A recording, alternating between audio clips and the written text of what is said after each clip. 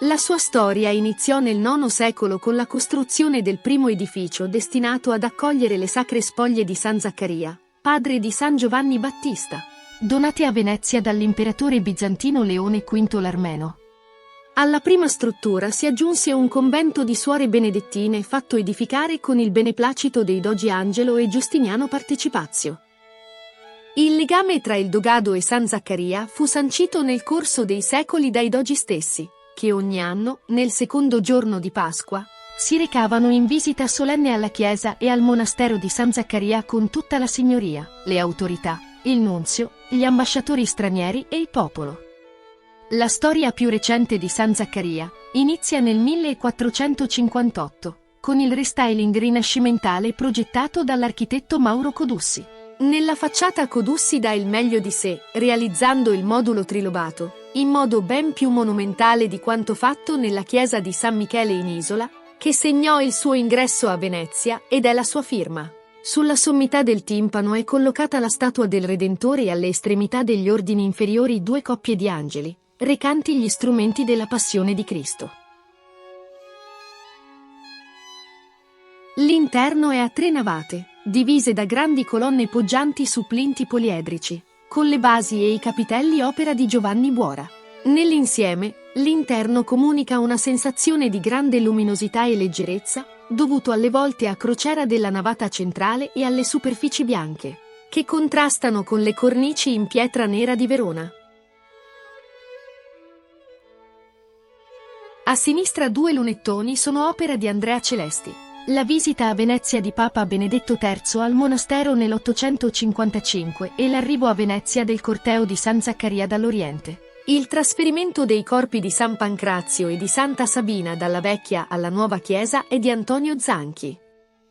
A destra si possono ammirare, di Daniele Heinz il doge Pietro Lando assiste alla consacrazione della chiesa nel 1543. Di Giovanni Antonio Fumiani la visita dell'imperatore Ottone III alla chiesa nel 1001, di Antonio Zonca la visita pasquale del doge alla chiesa. Accanto alla porta della sacrestia, che si apre alla fine della navata a sinistra prima del presbiterio, il monumento funebre di Alessandro Vittoria. Sulla parete della navata di sinistra, nel secondo altare, opera di Pietro Lombardo, dedicato a San Girolamo, alle sante Caterina e Agata, e a San Pietro spicca la magnifica Sacra Conversazione di Giovanni Bellini. Di Antonio Vassilacchi l'Aliense. Ai lati dell'altare, lo sposalizio della Vergine, e la presentazione al Tempio della Vergine. Nel primo altare, di Jacopo Palma il Giovane, la Madonna col Bambino in gloria con San Benedetto e i Santi. Nel secondo altare, eretto su disegno di Alessandro Vittoria, l'urna sostenuta da due angeli con il corpo di San Zaccaria e, sopra, San Zaccaria in gloria con gli angeli, di Palma il Giovane. Tra i due altari la bella adorazione dei Magi di Niccolò Bambini. Alla sinistra dell'altare l'adorazione dei pastori di Antonio Balestra. Questa zona si presenta con le due lunette di Antonio Zonca poste ai lati della cupola. Attila conquista Aquileia e Gilio mette in salvo moglie e figlia, e la moglie e la figlia di Gilio sbarcano ad Orsoduro.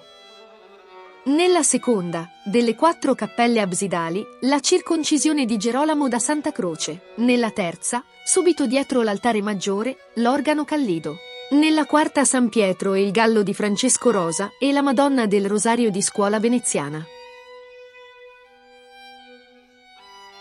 Nel catino absidale sopra l'altare maggiore il grande affresco San Zaccaria in gloria del romano Girolamo Pellegrini.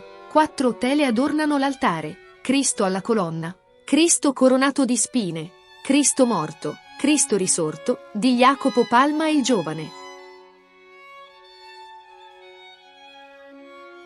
Costituiva l'abside della primitiva chiesa e si accede dal fondo della navata destra o dalla cappella di Sant'Atanasio. Racchiude capolavori quattrocenteschi, a cominciare dagli affreschi del catino absidale, opera del fiorentino Andrea del Castagno, in collaborazione con Francesco da Faenza, rara testimonianza di arte toscana a Venezia. Sugli splendidi altari i grandi polittici, intagliati da Ludovico da Forlì, a sinistra quello di Santa Sabina, a destra quello del Corpo di Cristo. Opere di Antonio Vivarini e Giovanni d'Alemagna. Sotto il polittico di Santa Sabina c'è l'urna con le presunte spoglie della Santa. Al centro della cappella l'altare con il maestoso polittico della Vergine di Antonio Vivarini e Giuseppe d'Alemagna. Dalla cappella di Sant'Arasio si accede alla suggestiva cripta, costruita durante il radicale intervento di ristrutturazione della chiesa del X secolo, a somiglianza di quella di San Marco, articolata in 3 navate tra 2 file di colonne, sulle quali poggia una bassa volta a crociera. Costituiva il coro delle monache, le quali, attraverso le grate alle finestrelle aperte sul muro della navata destra, potevano assistere alle funzioni in chiesa senza essere viste. La magnifica pala d'altare di Jacopo Tintoretto, nascita di Giovanni Battista. La Madonna col Bambino e i Santi Bernardino, Gregorio Magno, Paolo, Elisabetta, Benedetto e Placido, di Jacopo Palma il Vecchio. La luminosissima fuga in Egitto di Gian Domenico Tiepolo. Il trasporto del corpo della Vergine al sepolcro di Leandro Bassano. L'intensa e tragica crocifissione di Anton van Dyck.